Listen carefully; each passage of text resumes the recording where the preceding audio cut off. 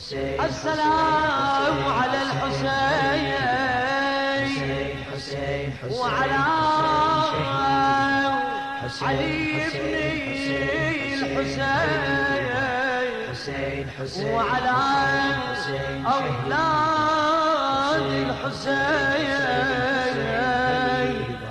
وعلى أصحاب الحسين.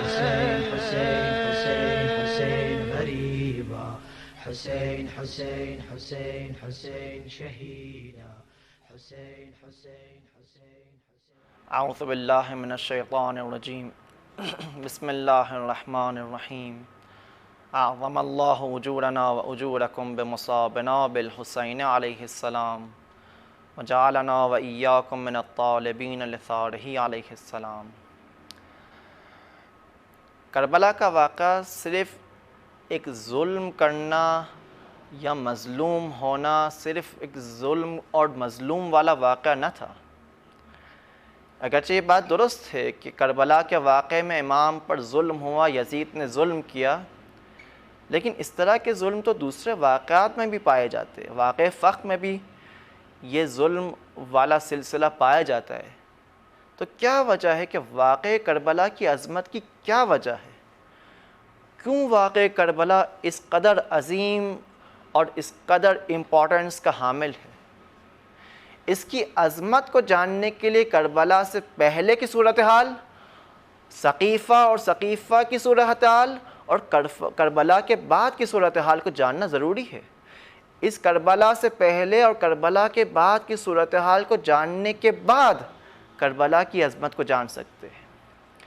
کربلا سے پہلے مولانا امیر المومنین علیہ السلام کا یہ لیٹر جو انہوں نے مالک اشتر سے لکھا، اس میں وہ مولا علیہ السلام مالک اشتر کو مخاطب قرار دے کر یوں بیان فرماتے: اے مالک، تو مجھے جانتا ہے کہ میں کون ہوں. تو جانتا ہے کہ کسی کے اندر یہ جرأت نہ تھی کہ میرا ہاتھ بند کر سکے، لیکن اے مالک، یہ لوگوں نے قرآن کو اسیر بنا دیا تھا، دین اور شریعت کو اسیر بنا دیا تھا. قرآن کو اسیر بنانے کے بعد، دین و شریعت کو اسیر بنانے کے بعد، پیغمبر کی سنت کو اسیر بنانے کے بعد انہوں نے میرے ہاتھ کو بند کر دیا. اے مالک، ان ھذا الدین کان اسیرا فی ایدی الاشرار یطلب فیہ بالہوی یعمل فیہ بالہوی ویطلب بہ الدنیا. اے مالک، یہ لوگ نے دین کو اپنے ہاتھ میں اسیر بنا کے رکھا تھا، قرآن کو بند کر دیا تھا، قرآن کی تفسیر کو روک دیا تھا، شریعت کو بند کر دیا تھا، شریعت پر عمل کرنے سے روک دیا تھا، سنت رسول خدا کو بند کر دیا تھا، سنت رسول خدا کو بیان کرنے سے روک دیا تھا. اے مالک، انہوں نے دین کو اپنا اسیر بنا لیا تھا.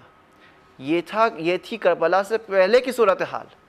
اور کربلا کے بعد کی کیا صورتحال تھی؟ کربلا کے بعد جب ابن زبیر نے چاہا کہ امویوں کے سامنے کھڑا ہو جائے، اور پھر جب نے اپنی جان کو خطرے میں دیکھا تو کعبے کی طرف پناہ میں آ گیا، اور وہ یہ سمجھ رہا تھا کہ جب کعبے کی پناہ میں لے لے، اپنا آپ کو کعبے کی پناہ میں لے لے تو اب اسے کچھ نہیں ہوگا. لیکن اس نے دیکھا کہ امویوں نے، بنی امیہ نے کعبہ پر حملہ کیا، کعبے کو اپنے حملے کے ذریعے پتھروں سے بالکل تل خاک بنا دیا.